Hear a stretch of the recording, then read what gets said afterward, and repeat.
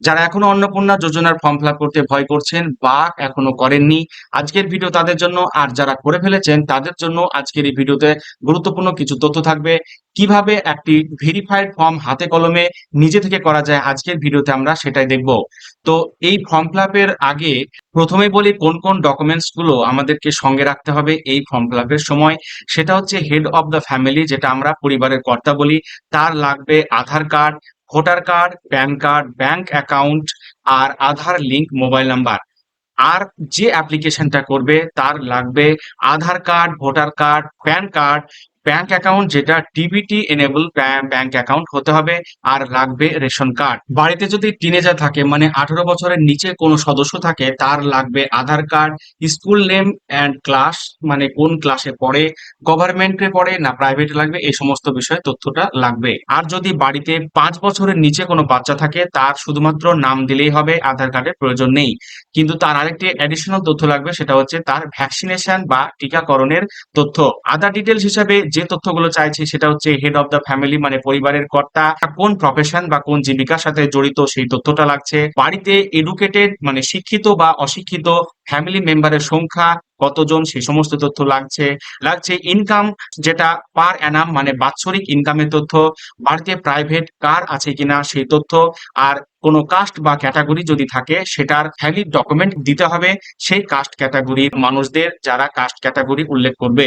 এবার আমরা মূল যে ফর্ম, সেই ফর্মে চলে যাব। সেটা হচ্ছে অন্নপূর্ণা যোজনা পারিবারিক তথ্য সংগ্রহের যে ফর্ম, সেই ফর্মে পরিবারের প্রধানের নাম, যেটা হেড অফ দ্য ফ্যামিলি, তার পুরো নাম, এখানে নামটা লিখতে হবে ক্যাপিটাল লেটারে, এটা কিন্তু খুব গুরুত্বপূর্ণ। জন্ম তারিখ তার এখানে এই বক্সে দিতে হবে। তিনি পুরুষ, মহিলা বা অন্যান্য, এই বক্সে টিক দিতে হবে। এবার পরিবারের যে প্রধান মানে হেড অফ দ্য ফ্যামিলি, তার এখানে দিতে হবে আধার নম্বর। তার যদি রেশন কার্ডের পারিবারিক আইডি যদি থাকে, সেক্ষেত্রে এখানে এই বক্সে দিতে হবে পরিবারের সদস্য সংখ্যা। এবার যে তথ্যগুলো দিতে হবে সেটা হচ্ছে সম্পূর্ণ ঠিকানা, village, post, police station, district এবং পিন, এই ফর্মে এইভাবে সাজিয়ে ঠিকানাটা দিতে হবে। যোগাযোগের নম্বর, একটি মোবাইল নাম্বার এখানে দিতে হবে। এরপর যে তথ্যগুলি লাগবে সেটা হচ্ছে জন্ম তারিখ, লিঙ্গ, পরিবারের প্রধানের সঙ্গে অন্যান্য যে সমস্ত সদস্য তাদের সম্পর্কের বিবরণ, তো এরপরের যে বক্স সেগুলোতে দিতে হবে। পরিবারের প্রধানের এখানে নাম, যেটা হেড অফ দ্য ফ্যামিলি। এবার চলে আসছে সদস্য এক, মানে সদস্য সংখ্যার নাম। এবার আরেকটি বিষয়, যে অন্নপূর্ণা যোজনার জন্য আবেদন করা হচ্ছে, তাদের এখানে কিন্তু একটা করে টিক দিতে হবে কার কার নাম আবেদনের সঙ্গে যুক্ত থাকছে। যেহেতু এখানে পরিবারের প্রধান ছেলে, সেই হিসাবে এখানে হ্যাঁতে অবশ্যই অপশন হবে না। এখানে সদস্যর এক যে নাম, সেটা হচ্ছে এখানে একটা ফিমেলের নাম, সেই নামের এখানে পাশে আমরা দেখতে পাচ্ছি হ্যাঁ টিক মার্ক দিয়েছে, কারণ ইনি হচ্ছে আবেদনকারী। তো এখানে তার নাম, জন্ম তারিখ, লিঙ্গ, পরিবারের প্রধানের সঙ্গে তার যে সম্পর্ক, সেটাও এখানে উল্লেখ করতে হবে। উল্লেখ করতে হবে তার আধার কার্ড। এর সঙ্গে সদস্য দুইয়ের ক্ষেত্রেও ঠিক একইভাবে ফর্ম ফিল আপটা করতে হবে। নাম, জন্ম তারিখ, লিঙ্গ আর পরিবারের প্রধানের সঙ্গে তার যে সম্পর্ক, সেটাও এখানে উল্লেখ করতে হবে। তার আধার নাম্বার দিতে হবে। পরিবারের যে 3 নম্বর সদস্য, তার ক্ষেত্রেও সেম প্যাটার্নে এই ফর্ম ফিল আপটা করতে হবে। পরিবারের 4 নম্বর সদস্য এবং 5 নম্বর সদস্য যদি থাকে, সেক্ষেত্রেও এই ফর্মে এইভাবে ফিল আপ করতে হবে। পরিবারের প্রধান এবং পরিবারের সকল প্রাপ্তবয়স্ক সদস্যদের ব্যাংক অ্যাকাউন্টের তথ্য দিতে হবে। এখানে হেড অফ দ্য ফ্যামিলির ব্যাংকের যে নাম, সেই নামটা, ব্যাংক অ্যাকাউন্ট নম্বর সেটা, আর আইএফএসসি কোড এখানে বসাতে হবে। সদস্য একের এখানে ব্যাংকের নাম, অ্যাকাউন্ট নাম্বার, আইএফএসসি এখানে বসাতে হবে। যদি 2 নম্বর সদস্য এবং 3 নম্বর সদস্য, 4 নম্বর সদস্য এই পরিবারে প্রাপ্তবয়স্ক হয়ে থাকে, তাদের ব্যাংক অ্যাকাউন্টও এখানে যুক্ত করতে হবে। এরপর যে সমস্ত তথ্য লাগবে সেগুলো হচ্ছে এপিক, মানে ভোটার তালিকায় অংশ নম্বর, এই সমস্ত তথ্য লাগবে। এই হেড অফ দ্য ফ্যামিলি যার ইপিক নাম্বার এই বক্সের মধ্যে বসাতে হবে। বিধানসভা ক্ষেত্র ও তার অংশ নাম্বার এখানে বসাতে হবে। এই সেম প্যাটার্নে সদস্য এক, সদস্য দুই, সদস্য তিন যদি বাড়িতে থাকে, সেগুলো ফিল আপ করতে হবে। এবার যদি আমরা দেখবো যে তারা কোনো কাস্ট ক্যাটাগরির মধ্যে পড়ছে কি না, যদি না থাকে তাহলে ইউআর হবে। আর যদি কাস্ট ক্যাটাগরির মধ্যে পড়ে, তাহলে সেখানে টিক মার্ক দিতে হবে এবং সঙ্গে তার শংসাপত্র সেটাও লাগবে। এবার আমরা দেখবো রেশন কার্ডের বিষয়ে কি কি তথ্য চেয়েছে, যে আপনার কি ডিজিটাল রেশন কার্ড আছে কিনা সেই তথ্য জানতে চেয়েছে। যদি থাকে হ্যাঁ, আর যদি না থাকে তাহলে নাই টিক হবে। এবার জানতে চেয়েছে যে রেশন কার্ড গুলো কোন ধরনের রেশন কার্ড, এখানে কিন্তু সেটা টিক দিতে হবে। পরিবারটি রেশন দোকান থেকে মাসিক রেশন তুলছে কিনা সেই বিষয়ে তথ্য জানতে চেয়েছে। যদি তোলে তাহলে হ্যাঁ, যদি না তোলে তাহলে না অপশনটা টিক দিতে হবে। এরপর বাড়ির ধরন কেমন ধরনের বাড়ি, কি তিনি ৩ বা তার বেশি পাকা ঘর রয়েছে কিনা সেই তথ্যটা জানতে চেয়েছে। যদি না থাকে তাহলে না, আর যদি থাকে তাহলে হ্যাঁ অপশন হবে। এবার জানতে চেয়েছে যে পারিবারিক জমির মালিকানা আছে কিনা, যদি থাকে তাহলে হ্যাঁ অপশন হবে, আর যদি না থাকে তাহলে না অপশন হবে। আজকের এই ভিডিওটা যদি ভালো লাগে অবশ্যই লাইক করুন ও পরবর্তী এই ধরনের আপডেটের জন্য আমাদের চ্যানেলটা সাবস্ক্রাইব করুন। এরপর যে তথ্যগুলো জানতে চেয়েছে সেটা হচ্ছে পরিবারের সকল সদস্যের মোট জমির পরিমাপ, যেটা শতকে এইখানে দিতে হবে এই বক্সে। এরপর যে তথ্য সেটা হচ্ছে যানবাহন বিষয়ে, যেটা হচ্ছে আপনি বা আপনার পরিবারের কোনো সদস্য কি অবাণিজ্যিক মোটর চালিত 4 চাকার গাড়ি আছে কিনা, যদি থাকে তাহলে হ্যাঁ অপশন দিন, আর যদি না থাকে তাহলে না অপশনে টিক দিন। যদি হ্যাঁ হয় তবে গাড়ির সংখ্যা এই জায়গায় উল্লেখ করতে হবে, আর গাড়ির রেজিস্ট্রেশন নাম্বারটাও এখানে দিতে হবে। এরপর যে তথ্য জানতে চেয়েছে সেটা হচ্ছে পরিবার ভিত্তিক সদস্যদের স্বাস্থ্য বীমা, যদি স্বাস্থ্য বীমা না করা থাকে তাহলে না বক্সে টিক দিন, যদি করা থাকে তাহলে হ্যাঁ বক্সে টিক দিন। হেড অফ দ্য ফ্যামিলির ক্ষেত্রে যদি সরকারি স্বাস্থ্য বীমা করা থাকে তাহলে এই বক্সে টিক হবে, বেসরকারি ক্ষেত্রে এই বক্সে টিক হবে।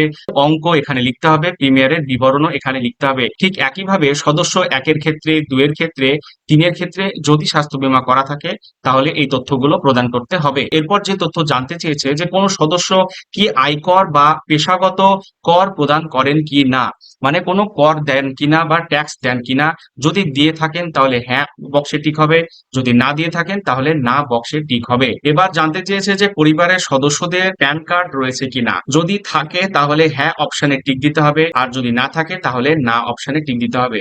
যদি প্যান কার্ড থেকে থাকে তাহলে হেড অফ দ্য ফ্যামিলির ক্ষেত্রে তার এখানে নাম দিতে হবে আর প্যান নম্বর দিতে হবে। ঠিক একইভাবে সদস্য 1 এর ক্ষেত্রেও তার নাম আর এখানে প্যান নম্বর দিতে হবে। সদস্য 2 বা 3 এর ক্ষেত্রেও ঠিক একইভাবে প্রযোজ্য এই প্রসেস। পরবর্তীতে যে তথ্য জানতে চেয়েছে সেটা হচ্ছে জীবিকা রিলেটেড, যে কর্মসংস্থানের ধরন, পরিবারের হেড অফ দ্য ফ্যামিলি তিনি কোন কাজের সঙ্গে যুক্ত এখানে জানতে চেয়েছে। এই যে অপশনগুলো দেওয়া রয়েছে সেখানে অপশনের মধ্যে যদি কাজ বা জীবিকাটা যদি না থাকে তাহলে আপনি অন্যান্য দিতে পারেন। সদস্য 1 এর ক্ষেত্রেও ঠিক একইভাবে এখানে যে লিস্ট দেওয়া রয়েছে কাজের বা জীবিকার, এর মধ্যে যদি না থাকে তাহলে অন্যান্য দিতে পারা। এরপর যে তথ্যগুলো জানতে চেয়েছে যে পরিবারের শিক্ষিত প্রাপ্তবয়স্ক সদস্যদের সংখ্যা এবং পরিবারের অশিক্ষিত প্রাপ্তবয়স্ক সদস্যদের সংখ্যা। শিক্ষিত প্রাপ্তবয়স্ক সদস্য সংখ্যা যদি দিতে হয় এখানে নাম্বারটা এখানে দিতে হবে, অশিক্ষিতর ক্ষেত্রে এখানে নাম্বারটা দিতে হবে কতজন সদস্য আছে। এবার দিতে হবে যে পরিবারের প্রধান তিনি শিক্ষিত না অশিক্ষিত এই বিবরণটা, যদি শিক্ষিত হন তাহলে সর্বোচ্চ শিক্ষাগত যোগ্যতাটা এখানে উল্লেখ করতে হবে। সদস্য 1 এর ক্ষেত্রেও ঠিক এইভাবে শিক্ষিত না অশিক্ষিততে টিক দিতে হবে, আর শিক্ষাগত যোগ্যতাটাও এখানে উল্লেখ করতে হবে। সদস্য 2 বা 3 এর ক্ষেত্রেও ঠিক একইভাবে এই সেম প্রসেস। এবার জানতে চেয়েছে যে আপনার যে পরিবারের কোনো সদস্য কি কোনো সাংবিধানিক পদ, মন্ত্রী, সংসদ, বিধায়ক, পৌর স্থানীয় সংস্থা এবং পঞ্চায়েত সংস্থার প্রাক্তন বা বর্তমান ধারক আছেন বা ছিলেন কিনা, যদি থাকে তাহলে হ্যাঁ হবে, যদি না থাকে তাহলে না হবে। যদি থাকে তাহলে তার সদস্য নম্বরটা এখানে উল্লেখ করতে হবে। এবার জানতে চেয়েছে যে কোনো সদস্য কি সরকারি পেনশন ভোগী কিনা, যদি পরিবারে কেউ থাকে পেনশনভোগী তাহলে হ্যাঁ দিতে হবে, আর যদি না থাকে তাহলে না দিতে হবে। যদি পেনশনভোগী সদস্য থাকে তার সদস্য নাম্বারটা এখানে দিতে হবে। এরপর যে তথ্যটা জানতে চেয়েছে সেটা হচ্ছে কোন সদস্য কি জিএসটি অধীনে নিবন্ধিত আছেন কিনা, এর মানে হচ্ছে জিএসটি তে রেজিস্টার আছেন কিনা পরিবারের কোনো সদস্য, যদি থাকে তাহলে হ্যাঁ, যদি না থাকে তাহলে না। পরিবারের বার্ষিক আয়ের ক্ষেত্রে জিজ্ঞাসা করেছে, সেক্ষেত্রে এখানে বার্ষিক আয় এখানে উল্লেখ করতে হবে। অন্যান্য পরিচয়ের নথির বিষয়ে যেটা জানতে চেয়েছে সেটা হচ্ছে সিএএ আবেদন এর বর্তমান অবস্থা যদি থাকে সেক্ষেত্রে এখানে উল্লেখ করতে হবে। পরিবারের প্রধান থেকে সদস্য সংখ্যা সকলের কিন্তু এই তথ্যগুলো দিতে হবে। যদি কোনো অবস্থান যদি না থাকে সেক্ষেত্রে প্রযোজ্য নয় অপশনে টিক দিতে হবে। এরপর যে তথ্য জানতে চেয়েছে সেটা হচ্ছে পরিবারের কিষাণ ক্রেডিট কার্ড, এআরডি, শিল্পী ক্রেডিট কার্ড, মৎস্যজীবী ক্রেডিট কার্ড, শিক্ষার্থী ক্রেডিট কার্ড, এই সমস্ত কার্ড কি পরিবারে আছে কিনা, যদি থাকে সেক্ষেত্রে এই কার্ডগুলোর তথ্য লাগবে। যে পরিবারের প্রধানের এক্ষেত্রে কার্ডের নম্বরটি, আইডি সংখ্যা আর কবে এই কার্ডটা ইস্যু হয়েছে সেই ডেটটা এখানে দিতে হবে। ঠিক একইভাবে সদস্য সদস্য 1 এর ক্ষেত্রে, 2 এর ক্ষেত্রে বা 3 এর ক্ষেত্রে এইগুলো উল্লেখ করতে হবে। পরবর্তী যে তথ্য সেটা হচ্ছে যদি এসআইআর 2026 এ নাম বাদ পড়ে, এটা খুব ভাইটাল একটি বিষয়, তবে মামলাটি ট্রাইব্যুনালে বিচারাধীন কিনা সেই বিষয়ে জানতে চেয়েছে।